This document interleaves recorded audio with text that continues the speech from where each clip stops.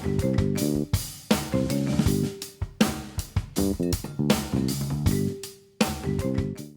it's me. Ladies and gentlemen, we are joined by a creative force in the world of jazz. Joe Gransden is a trumpeter, vocalist, performer, and recording artist.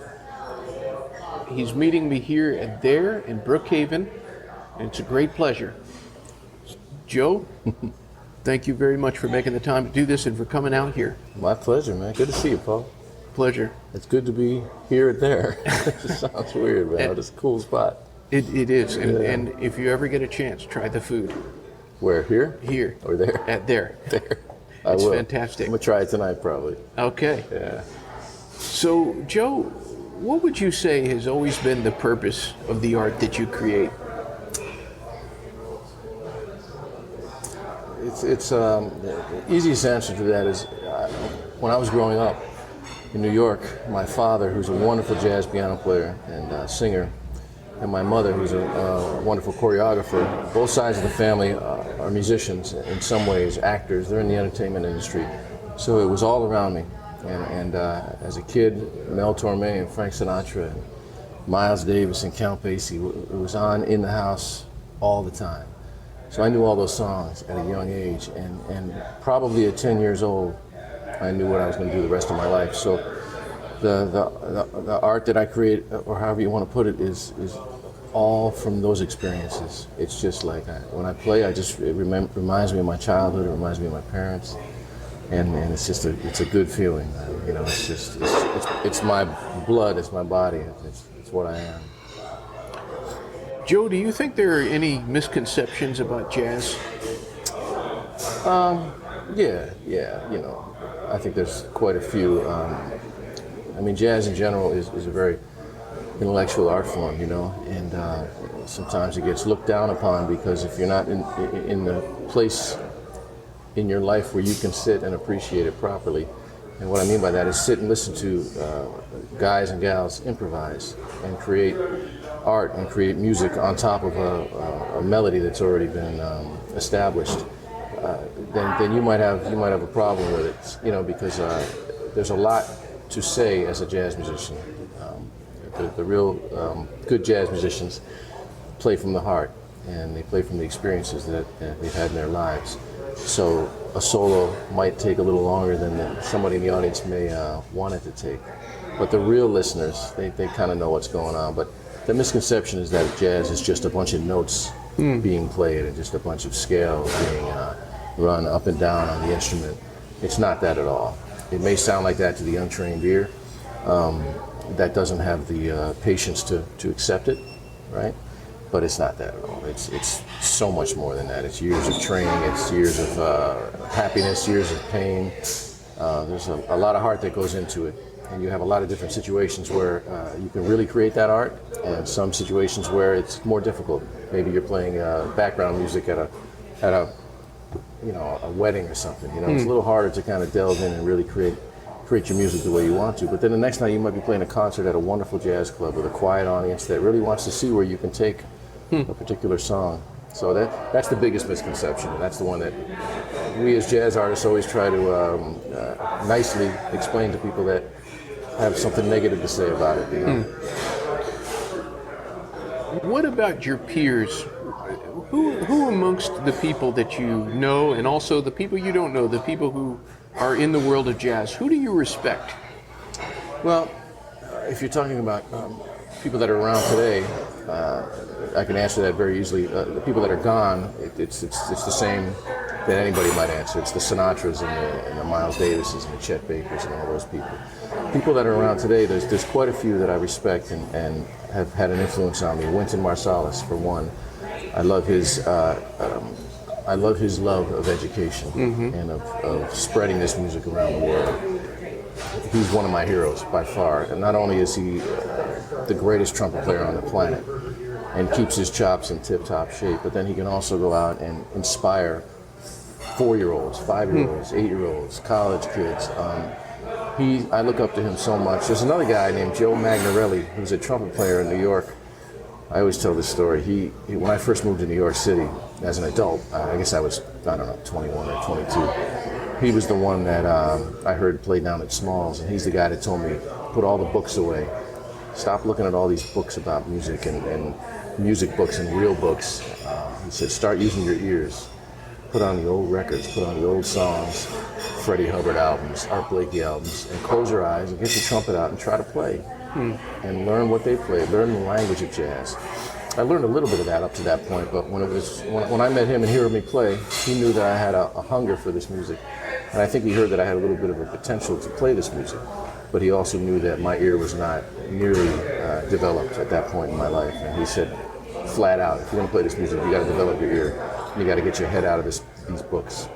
When you look at something, when you look at a piece of music, it goes in your eyes and comes out your horn, but it never really goes through your heart. When you use your ear and you hear the music, right, then it goes in there and it kind of stays. So that changed my life. I was a better musician in 2 weeks than I had learned more in 2 weeks than I learned in years up to that point. So I owe a lot to Joe. I don't remember who it was, but there was somebody that I interviewed that said that the big band was like an endangered species in the world of music. What do you think about that? Yeah, I mean, it's spot on, man. It's almost over. I mean, it's been over for a long time. There's actually been almost kind of a resurgence of the big band, and what they probably mean by the big band is the typical setup of a Tommy Dorsey or a Duke Ellington or Count Basie band. Within some parameters, there's usually 5 saxophones, 4 trombones, maybe 3 like Ellington's band, 4 trumpets, piano, bass, and drums, maybe guitar, and then somebody out front that's either singing or leading the band or playing an instrument. That style of music that was played by those guys has been gone for years. But it's gone in the sense that it's not the popular music. It's not gone in the sense that it's not valid. I have a 17-piece orchestra, big band, and we work all the time. I mentioned Wynton earlier. He probably has the most famous big band in the world. Jazz and Lincoln Center continues to spread this music around the world. So it's still there, but yeah, I mean, it's not what it used to be. I mean, you used to be able to make a living and tour around the world with 16, 17 other people constantly, and you were the popular music of the time. You were the Beyonce. Count Basie was the Beyonce of that time. It was the popular music. It's not the case anymore. Yeah. Anybody who wants to visit your website, they're going to see that you have gotten some of the biggest compliments from the leaders in their field, from Kenny G in the world of music to Clint Eastwood in the world of film. I had to pay a lot for those compliments. No, I'm kidding. What would you say has been the biggest compliment that you've received as an artist? Oof. I mean, if you're referring to one of those folks, one of those celebrities that I'm so happy that I know and have said nice things, Clint once told me that I had a haunting old sound that reminded him of back in the old days, and that he loved the tone of my trumpet. That has a lot to do with how I hear music and how I hear the trumpet. It also has a lot to do with the horn that I'm playing. It's a beautiful trumpet that's handmade by Dave Monette. It's got, I think it's 18 karat gold, brushed, and it creates kind of a warmer, darker sound. I'll show you what I mean. When you're used to hearing the trumpet, you're used to hearing this bright, brassy kind of thing way up in the upper register, and I kind of like to play more mellow, for the most part, and a little more chill, and this trumpet kind of gives me that. If I just play a few notes.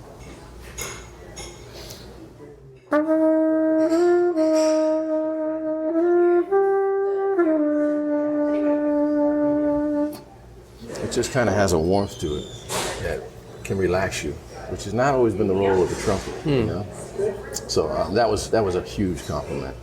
And Kenny G paid me a couple really cool compliments too, with regards to my improvisation. That really made me smile. I have a lot of respect for Kenny G. I spent a lot of time with him. He produced one of my records, and I spent, a week or two at his house writing music. He's a monster musician, man. He's got the greatest ear. Anything I play on the trumpet, he plays right back. Just a world-class musician. You know, he catches a little heat here and there. He doesn't care, man. He can play, and I know he can play. You know. Where do you think that criticism of Kenny comes from? Jealousy. Envy. Yeah. Envy and jealousy. I mean, you know, Kenny never came out and said that he was the next greatest jazz saxophone player to ever live. That's what he was labeled, you know. He never came out and said, I play like Train or I play like Bird. He just wrote some songs that he wanted to write, melodies that he wanted to write. He played them the way he plays them on the soprano saxophone. When he first started, he was on tenor.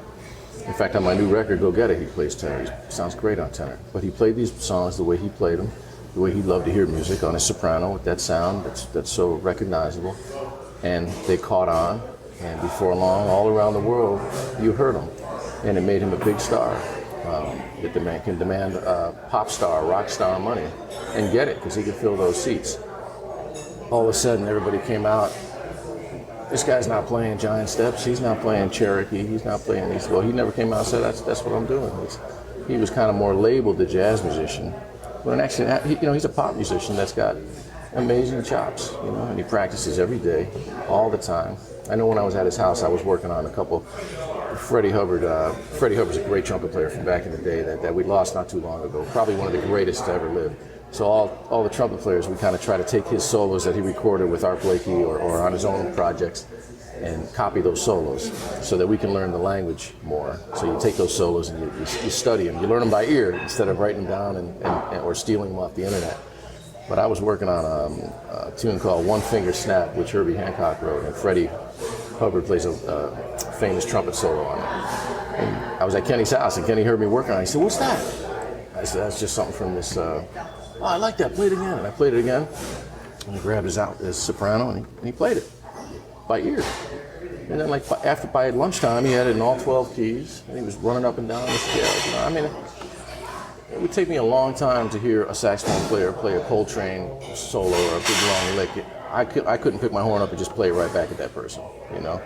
So, going back to your question, it's got to be out of jealousy. You know, is he going to stand up there next to some of the Eric Alexander or Jerry Weldon or some of these guys and sound like they sound on Giant Steps? No. But are they going to get on stage and sound like he sounds on a pop tune? No. He's a great musician, and I was there. You know, I spent a lot of time with him. I love that guy. Yeah.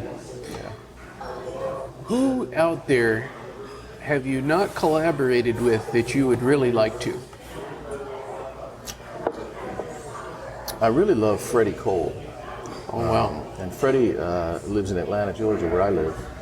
And Freddie and I have done some things together. I played for his 80th birthday party, my big band, and he came up and sang. He sat in with my band many times when he's been off the road hanging out in Atlanta. We've been performing somewhere. But I've yet to actually sit down and write a record with him, you know, and it's been going through my mind lately to hang with Freddie. I think he's an amazing interpreter of the Great American Songbook, you know, which is where my heart is. So he's probably the one guy that I'd like to take to lunch and just say, let's put something together. Maybe I get lucky. We'll see. We'll see. Something tells me you'll be successful. I hope so. I hope so. You said that the Great American Songbook is where your heart is. Tell us more about that. What is it that you love about these standards? Before I started to sing, and I didn't start singing until I was 26 years old, I loved the way the melodies worked with the chord changes. A lot of them are very predictable. They're not much different in the way the chords work, but they work. And I always loved the melodies of these songs. There Will Never Be Another You, But Not For Me, Darn That Dream. The melodies are just beautiful. And then when I started singing and I heard the lyrics, and realized that the lyrics from the 1920s or 30s, except for a couple references here or there, apply today, the same stuff. I don't know, it just hit me in the right spot. You know, there's pleasant subjects being talked about, not all the time. I mean, there's obviously, some of the most famous ones, there's pain and suffering, but it's done in a nice way. There's no cursing, there's no, not too much flashiness there. It's just a song, just a beautiful song with a nice set of chord changes that work. That's not to say some monster jazz musician can't come along and reharmonize it and make it, hipper in some ways. But I always knew I just loved the simple songs with 2 A sections and then a bridge, and then close it out with an A section. It's just, to me, that's as far as jazz is concerned and American popular music, that's music. Yeah. The fact that you're a trumpet player, has that in any way influenced you as a vocalist? Yes, a lot. I mentioned earlier I hadn't sung until I was 26. I might have sung in high school plays or maybe a little bit, but I was playing a gig at a restaurant that's no longer around called Veni Vidi Vici. I just started out, man. I was a kid, man. I 22 or 3 years old maybe, and I didn't sing yet. And the manager came to me one night and he said, you guys sound good, but you got to get a singer. And I said, well, give me another $50 and play the spaghetti. I forget what we were getting at the time. And he said, I can't get any more money. I said, well, how am I going to hire a singer? He said, well, I'm going to have to get another band. And I said, well, I sing. So I completely lied. And he said, all right, next week you sing. So I rushed home and I told my father, who was a great singer. And he gave me a couple songs to learn. I think one was I'm Old Fashioned, which is, I think, Johnny Mercer maybe. It is Johnny Mercer. Yeah. And I forget who, Jerome Kern maybe. A couple other songs too. And I came in the next week and I was so scared, I was shaking, but I sang them, and I sang them like I played the trumpet. In other words, I was very understated. I was quiet. I almost took a Chet Baker approach to it. I didn't try to do anything flashy. I put them in keys that were like right in the middle range for me. And I played like I sang. I sang like I played, and I played like I sang, and it worked. And I could see the people that were eating dinner and just chilling out. They could talk and they could still hear the music in the background, so I could almost work on it because they weren't totally focused on us. I could try different endings and try to tag it different ways. And I just realized that if I stick to the way I play trumpet, I might be able to get through this, And then as time went on, my voice has gotten a little bit stronger, and then I put the big band together, and then I really had to kind of fill out my voice to be able to get over top of that band. So then you start listening to, Joe Williams and Billy Eckstine and Frank Sinatra, and you might take a fuller breath and really try to fill it out. So now I sing sometimes a little bit more, what am I trying to say, a little bit fuller. And that's translating over to my trumpet. I'm noticing that I'm playing a little fuller on the trumpet. So for me, it's like one thing, and it works better that way. How fascinating. Yeah. One of the things that I've noticed about you is that you've appeared on tracks from a wide range of people. Like, for example, he was a guest on this show, John Driscoll Hopkins. So tell me, what approach do you take when an artist wants you to come into the studio and contribute? First of all, I love John. We've done a lot together since that first time we hung out, but I think that my main focus is they're calling me for a reason. I'm not supposed to go in there and pretend I'm somebody else or play a certain way. If it's a pop musician, I don't have to go in there and try to sound like a pop or R&B trumpet player. If it's I go in there and I do Joe. I play trumpet the way I play it. My father gave me some advice a long time ago when I was really nervous right before I went on stage. I called him, and there was a huge crowd and a lot of people in there that were very influential. And I was backstage and I was about to go out, and I called him. I said, I don't know if I can do this. And he said, just be yourself.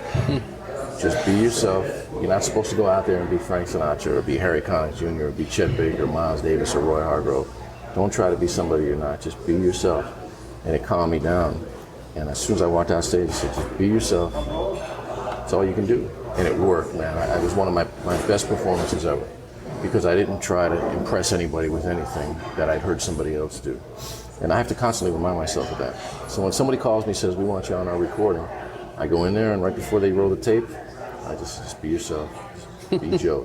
And it tends to work. I'm not saying I don't play a bad solo sometimes, and we have to go back and do it again, but I don't pre-program what I'm going to do, It's the real true way to be, I think. Do you ever have the voice in your head, you know what I mean, that says, you maybe do make a little mistake, and then you hear like a negative voice, or that during a performance where it you ever have moments of doubt? Yeah. Yeah, I do have moments. What do you of do? doubt. How do you overcome that? The first thing I do is go back to that be yourself advice that my father gave me, and then I might drink heavily. No, just kidding. I don't do that. I'm just kidding. I think what I do most of the time, because I think if you're, I heard one time from Tommy Dreesen, who's a friend of mine, who was Frank Sinatra's opening act for 13 or 14 years. He's a great comic, right? He told me that Frank told him, if you're not nervous, something's wrong.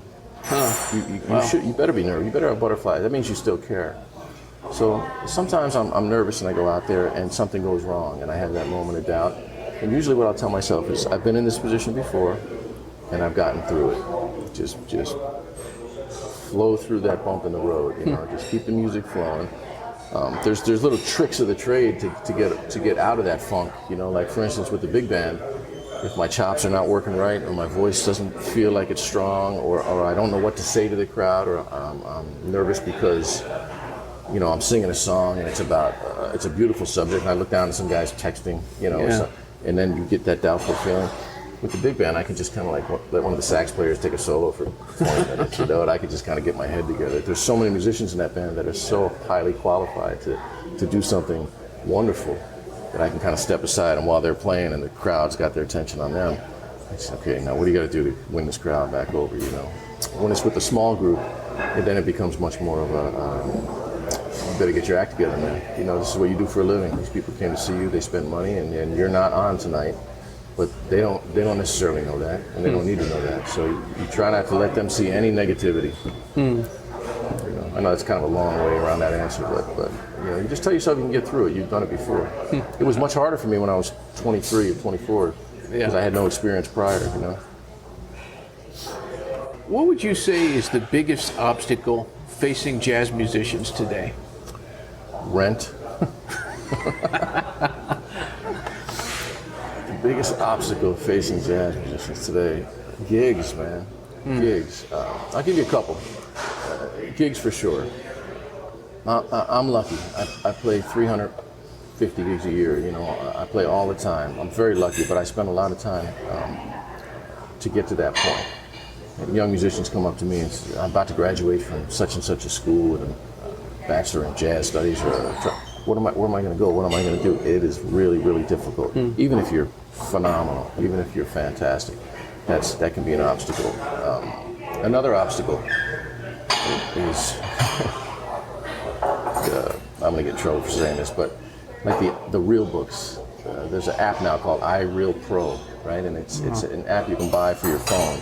Everybody's got it that's a musician, and you can find any song pretty much is in there, and you can put it in whatever key you want to put it in, and then it comes up on your phone or your iPad, and there's the chord changes. It doesn't have the melody, but there's the chord changes. So what it's kind of doing to our musicians that take the bait, and it goes back to my discussion with Joe Magnarelli when I was a kid. Nobody's using their ears. They all got their phones on their piano or on their bass music stand, or the horn players on their music stand, and they look at those chord changes and they go. Now it's true in a performance situation, if you don't know a song that's being played, maybe you have to pull that up and you have to get it. But in general, I think it's a negative thing. Most musicians, not all, but most musicians, if they would just close their eyes and listen, they would figure it out. To be fair, if you're a piano player, you don't really have that option, because you have to provide those chords on the downbeat of the bar or somewhere within that downbeat so that the rest of the band knows where you are. The horn players, we can be lazy. We can pretend we're using space before we play a note. But I guess I'm mostly speaking to horn players as that being an obstacle. Just like Joe told me, throw it out and use your ear. Yeah, you're going to make some mistakes, but you're going to develop and grow as a musician. So that's my big kind of pet peeve that I talk to younger students about. Put that thing, you don't need that thing, But there's a lot of obstacles, but those are probably the two biggest ones. If it isn't enough that I'm sure you're very busy with recording, performing your two instruments, the vocals and the trumpet. You have another layer, and that is your acting. How do you have the time to do that? Lately, I haven't, and I haven't done much acting at all. You know, I had a couple opportunities to be in some. I was in some tiny little parts in movies where I actually played the trumpet, so that was kind of easy, right? I didn't really have to act, but then I kind of started to fall in love with it, and I took acting lessons from Shannon Eubanks, who's great actor and a great educator, teacher. And I started getting into it, and I was offered this leading role in this movie that was being done in New York City called A Flower in the Mud, and this was going to be my big break. And it took forever for me to negotiate all the parts of my life that had to be correct, being a husband, being a father, being a trumpet player. I book most of my own gigs. I have an agent, but I book most of my own gigs. I kind of try to do everything myself. I pay the band, you know, I write all the checks. All that takes time. And this movie, I started working on it, learning my parts, learning my words, learning the script, trying to get into the character, trying to get into the story. And I was doing pretty good. And then unfortunately the movie didn't end up happening. So I didn't go that route. It didn't come out. It never happened. So now I'm kind of back in that thing where I get asked to do auditions, and you know, you have the opportunity to say yes or no. And most of the times lately, I just can't do it. Yeah. You know, but there are people that do it, like Harry Connick, for instance. Yeah. Right? He must be an amazing. What am I trying to say with his time? He's Time manager. Yeah, he must just be amazing because everything he does, he's great at. You know. And I might get more into it. I've been thinking about lately getting more back into the acting thing and trying to get some roles. Either if it's a production at a theater company or on TV or a movie, I'll go that route. But it's tough, man. Yeah, it's tough. I bet. You know, and you never want this to suffer. And you have to play this thing every day, really. I could take one day off, and you probably wouldn't know. 2 days off, you know, 3 days off, everybody's gonna know. I mean, it just, this muscle here has to constantly be respected, you know. Just the maintenance of the instrument, let alone creating music, you know. Well, what's on the horizon with Joe Gransden? From a recording perspective, we're going to do another big band record in the near future, and my goal is to record the entire big band just like they recorded back in the day. I'd like to find a studio. I have a couple in mind that's big enough to house my big band and also has a tape machine, so we can record the 2-inch analog tape all at one time, you know. And I'm there, I'm kind of a little bit separated from the band, but I'm singing in real time and I'm playing in real time. That's one of my dreams, to do that. It's kind of far-fetched these days. Just to buy the tape is so expensive. To find a good tape machine and a guy who knows how to run it is tricky. But if I can get all that done, and I'm working on it now, I think that would be a very cool project. I always tell people, like, you know, there's so much wonderful music that's being recorded and is out there, but we still always end up buying Miles records and Sinatra records, and these names I keep repeating. You know, because they're great musicians and great records, the greatest people ever, but also maybe the way they were recorded. Maybe it sounds pleasant to us when it's not all compressed, and when it's not auto-tuned, and when it's not chopped up. We're going to use the A section from this tape, the B section from that tape, and then you have this perfect take with no life at all. You know, if you hear Miles records, he makes little mistakes here and there, a little clip on the trumpet or a little, but it's killing, huh? That's what gives it life. So, you know, it'll be hard to release that because, you know, you make some mistakes, and if you're going to do it right, then you got to leave them in there. Otherwise, what are you doing, right? But that's the biggest thing from a recording perspective for me. I can't wait. I might even do a Kickstarter to see if there's other people that are fans of the band that'll kind of help us get it done. Because right now we're on a very independent label. Very independent. It's like independent, man. I have to say, I would be fascinated to hear that. Wouldn't that be cool? Yeah, absolutely. Wouldn't that be cool? There was a band back in the day called Cadillac Jones here in Atlanta. My friend Will Scruggs was in the band. He's a great musician, and they recorded a record. I don't even know when it was. I'm going to guess and say it was 1998. I could be way off, but it was years ago. And they asked me to play one trumpet solo, and I had an old Martin Committee trumpet, which is what Miles played in, Chet Baker and Art Farmer, all the guys from the day. And I went and did the recording session, and I didn't know that they were recording on analog tape. And then when the whole thing was done and the record came out, I've never sounded better. Wow. And I'm not very good. You know, I mean, I'm okay. I'm a pretty good musician, but I was like, man, that's the greatest my trumpet has ever sounded. What did you guys do? Tape machine. Tape machine. The trumpet sounded warm. You could hear the overtones in it. It was just beautiful. So I really want to do that, and I will. I mean, when something gets in my head, I become kind of a nut about it. I don't rush it, but it'll happen when the time is right. Wouldn't that be cool? You know, Absolutely. You can investigate how the old records were made, like maybe, I don't know from what, maybe the 60s. You know, some of those Sinatra big band records in the 60s are just killing, you know, in the 50s. Maybe there's some information out there as to how they were set up. Some of the older recording engineers might know. There's guys in town like TK Kidd and you know, John Driscoll Hopkins and Ken Gregory. Those guys could all kind of find out stuff from me. So I'm down to do it. Absolutely. Yeah. What is the best thing about being Joe Gransden? Best thing about being Joe Gransden. I always tell my wife this. I have like the greatest life, man. You know, like I do exactly what I want to do for a living. I love what I do. I got a wonderful family, a beautiful child. I have a little bit of a name recognition, at least in the Southeast, but yet I can still do anything I want without having to be, you know, I think everything's right where it's supposed to be right now.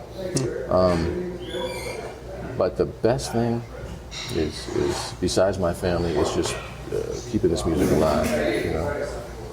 It's just beautiful. Play golf during the day, play a gig at night, you know. Can't ask for anything better than that. I always like to end the interview. I like to give the guest the stage. You can go anywhere. What would you say to anyone who's watching or listening? This camera, right?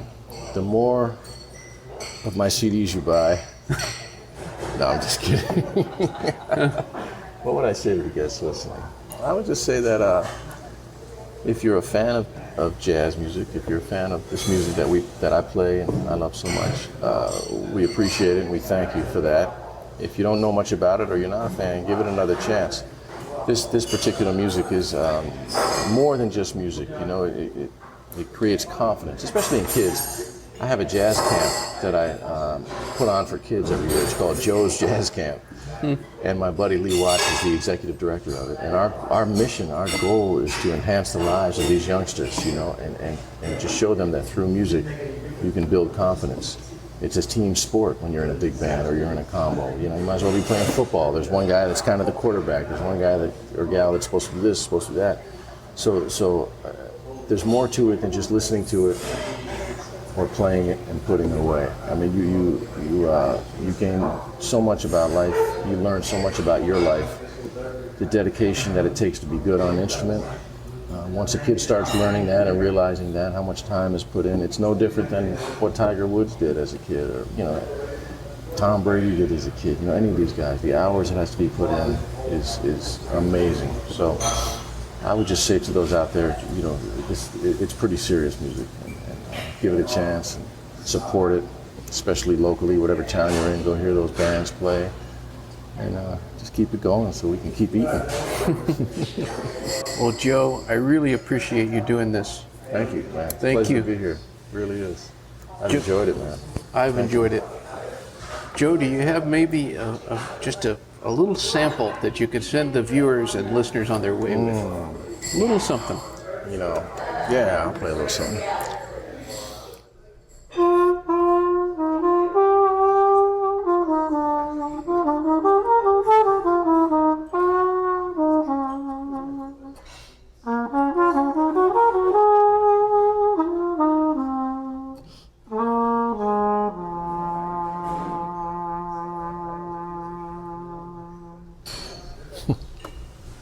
That's all I got, man.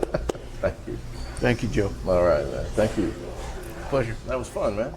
I hope I didn't get too long. Bop-a-doodle is Zing bang booyah ducky japaduna cockabulika sabiti banka chila pakadu zilla bonka total luck upon goodbye.